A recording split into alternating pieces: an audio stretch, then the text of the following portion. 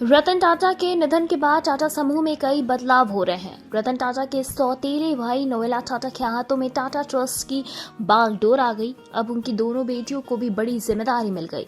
दरअसल नोएल टाटा की दोनों बेटियां माया टाटा और लीहा टाटा को sir Ratan Tata industrial institute के बोर्ड ऑफ ट्रस्टीज में शामिल किया गया है। रतन टाटा के निधन के बाद बोर्ड में बड़े बदलाव किए गए।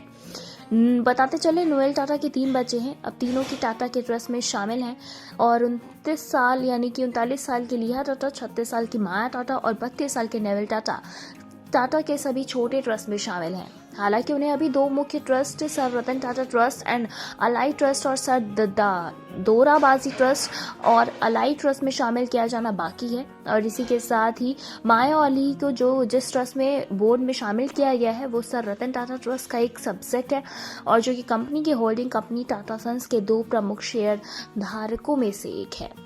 इसी के साथ ही माया और लीहा टाटा ने sir Ratan Tata industrial institute यानी कि SRTII के बोर्ड ऑफ ट्रस्टीज में अनुराग कोटवाल और फ्रेडी तलाटी की जगह शामिल किया गया।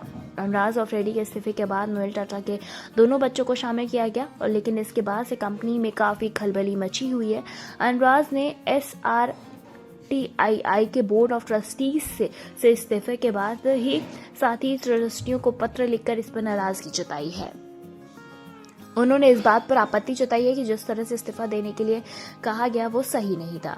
बताते चले, अनुराग के इस्तीफे को लेकर अपने साथी ट्रस्टीज को पत्र लिखकर नाराजगी जताई गई और कहा है कि जिस तरह से उन्हें इस्तीफा लिया गया वो उनसे काफी दुख हुआ है और उन्होंने सीधे बात करने के बजाय 2 अजनबियों के द्वारा संपर्क किया गया। उन दोनों का SRTII से कोई भी संबंध नहीं है। उन्होंने कहा कि नोएल टाटा की ओर से उन्हें इस्तीफा देने के लिए कहा गया था। हालांकि इस विवाद पर टाटा ट्रस्ट ने कोई टिप्पणी नहीं की। फिलहाल इस पे आपकी क्या कुछ राय हमें कमेंट के जरिए जरूर बताएं। ऐसी तमाम और लेटेस्ट खबरों को जानने के लिए जुड़े रहे हमारे साथ और देखते रहे नेक्स्ट सन लाइव।